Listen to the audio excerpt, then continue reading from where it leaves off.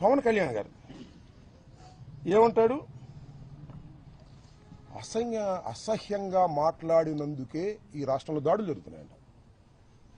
చిన్న కామెంట్ చేశాడు. ఉప ముఖ్యమంత్రి గారు అసహ్యంగా మాట్లాడినందుకు దాడులు జరుగుతున్నాయి. అసహ్యంగా మాట్లాడితే దాడులు జరుగుతాయా? నాకు తెలియక అడుగుతున్నాను పవన్ కళ్యాణ్ గారు. అసహ్యంగా మాట్లాడితే దాడులు జరుగుతాయా? కేసులు పెట్టరా? నేను అడుగుతా ఉన్నా. గౌరవనీయులైనటువంటి ఉప ముఖ్యమంత్రి గారిని, జనసేన అధిపతి పవన్ కళ్యాణ్ గారిని నేను సూటిగా అడుగుతా ఉన్నా. మీరు అసహ్యంగా ఎప్పుడు మాట్లాడలేదా? గుర్తు చేసుకోండి. గుర్తు చేయకపోతే నేను చెప్తా వినండి. ఏమన్నారు మీరు?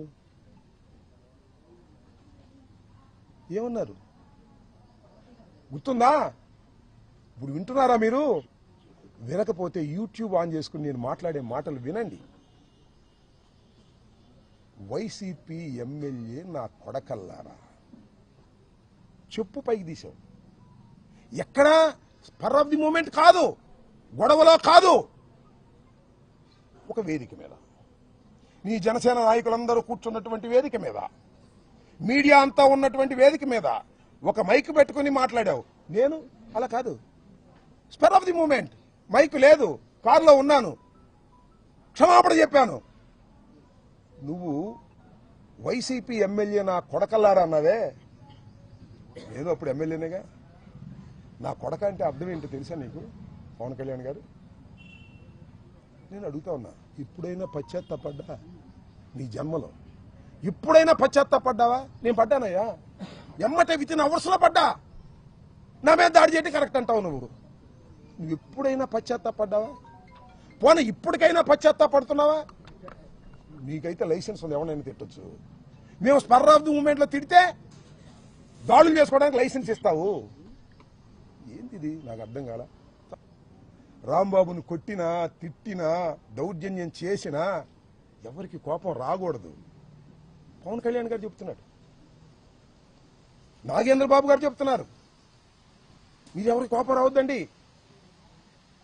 ఎన్నాళ్ళు తాగుతారయ్యా చంద్రబాబు నాయుడు మోచేతి నీళ్ళు? ఎన్నాళ్ళు తాగుతారు చెప్పండి? నీకు మంత్రి స్థానాన్ని ఎగ్గొట్టినా కూడా నువ్వేం మాట్లాడవు. ఏమిటి అన్యాయం అని అడుగుతా ఉన్నా. ప్రతి కుక్కకి ఒక రోజు వస్తుంది. This saying. ఈ రాంబాబు అనే కుక్కకి కూడా ఒక రోజు వస్తుంది. ఈ కులం లేని కుక్కకి కూడా ఒక కులం ఉంది. లోకేష్ నాయకత్వంలో, చంద్రబాబు నాయకత్వంలో, పోలీసుల సహకారంతో చంపైనా చంపేస్తారు. ఎందుకంటే పోలీసుల సహకారంతో మనుషుల్ని హత్య చేసేటటువంటి అలవాటు ఉంది చంద్రబాబు నీకు. ఆ అలవాటే మీ అబ్బాయికి వచ్చింది. చూస్తా అది కూడా. ఈ వైఎస్ఆర్ కాంగ్రెస్ పార్టీలో జగన్మోహన్ రెడ్డి గారి వెంట ఉండి నేను మాటకి చీటికి మాటకి పార్టీలు మార్చిన వాడిని కాదు. ఆ రోజున కాంగ్రెస్ లో డాక్టర్ వైఎస్ రాజశేఖర రెడ్డి వెంట ఉన్నాను. రాజశేఖర రెడ్డి గారు మరణించిన తర్వాత జగన్మోహన్ రెడ్డి వెంట నడుస్తున్నాను. చీటికి మాటికి పార్టీలు మార్చి అధికారం ఎక్కడుంటే అక్కడ తాపత్రయపడేటటువంటి వ్యక్తిని కాదు. కష్టాన్ని, నష్టాన్ని భరించగలిగినటువంటి వ్యక్తిని. ఎప్పుడు హంసతూలిక తల్పాల మీద ఉండాలనుకోవటంలా మట్టి గెడ్డల్లో కూడా ఉండాలనుకుంటున్నా. జైల్లో నేల మీద ఉండాలనుకుంటున్నా.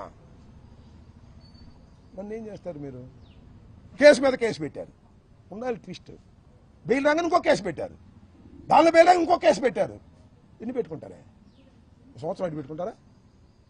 రాజమండ్రిలో చెప్పొచ్చా ఇల్లు వస్తానన్నా, అటు అనకూడదు సార్, జైలు దగ్గర ఇల్లు వస్తాను అనకూడదు అన్నారు. ఈ 5 సంవత్సరాల్లో మళ్ళా పంపిస్తారా లోకేష్? నేను సిద్ధంగా ఉన్నాను రావడానికి అని కూడా చెప్పా. I don't care. తగ్గను. ఎన్ని కేసులు పెట్టుకున్నా తగ్గను. సావనైనా చస్తాను గాని ఎంబటి రాంబాబు తగ్గే ప్రశ్నే రాదు. చంపితే చస్తా, బ్రతికుంటే సాధిస్తా, చంపేస్తే సమాధి సాధిస్తా. చంద్రబాబు గుర్తుపెట్టుకో. భయపడే ప్రశ్న ఉద్భవించదని కూడా ఈ సందర్భంగా నేను చెప్పదలుచుకున్నా. ఎంత దారుణమండి, ఎంత అన్యాయం అండి. ఎన్టీ రామారావు గారు ప్రభుత్వం ఉన్నప్పుడు గజ్జల మల్లారెడ్డి గారిని ఒక ఆయన అడిగాడంటే ఎలా ఉందండి ప్రభుత్వం అని. ఎన్టీ రామారావు గారి ప్రభుత్వం కమ్మగా ఉంది అన్నాడు. ఇది కూడా అంతే, చంద్రబాబు నాయుడు గారి ప్రభుత్వం కమ్మగా ఉంది, కమ్మంటే తెలుసుగా అన్నాడు ఆయనే. నేను అన్నగాని మాటలు కాదు ఇది. సరే మొన్నేదో నేను అట్టాలేదు ఇది చెప్పాడు, కానీ అది కోట్ చేస్తున్నాను. చంద్రబాబు నాయుడు గారి కమ్మని ప్రభుత్వానికి పవన్ కళ్యాణ్ గారు కాపు కాస్తున్నాడు. ఎన్నాళ్ళు కాస్తావే కాపు? మా ఇంటి మీద దాడి జరిగినా కాపు కాస్తావా? కందుకూరులో నీ కులం వాడిని చంపేసినా కాపు కాస్తావా? మమ్మల్ని చంపేసినా కాపు కాస్తావా? కాయ్, నీ బలం నీ కులం, గుర్తుపెట్టుకో. నీ బలం నీ కులం. చంద్రబాబు బలం నువ్వు. అర్థమైందా? చంద్రబాబు బలం నువ్వు, నీ బలం కులం. రాజకీయం చేస్తున్నావు, పిచ్చి రాజకీయం చేసుకో, అభ్యంతరం లేదు. కానీ మమ్మల్ని చంపేసినా కూడా నువ్వు కాపు కాస్తానంటే ప్రజలు ఒప్పుకోరనేది కూడా ఈ సందర్భంగా గుర్తు చేస్తున్నా. టైం విల్ కమ్, పరిస్థితులు వస్తాయి. ఎంత బ్రహ్మాండంగా తిట్టావు తల్లి, అందరూ చూశారు సోషల్ మీడియాలో. అంటుంది ఇంకొక మహాతల్లి, మైకి దగ్గర మాత్రమే హోంమంత్రి అంబటి రాంబాబు గారిని ఎవరు అన్నారో చూపించండి, వాళ్ళ మీద యాక్షన్ తీసుకుంటామని. ఏం చూపించాలి ఇంకా నా బొంద? వందనాదేవి ఆ తల్లికి వందనం చేసిందిగా, పచ్చి బూతులు. ఒక మహిళ తిట్టకూడదని బూతులు తిడితే దాని మీద యాక్షన్ తీసుకోరా? నా ఇల్లు తగలేస్తే దాని మీద యాక్షన్ తీసుకోరా? నా కారులు తగలేస్తే దాని మీద యాక్షన్ తీసుకోరా?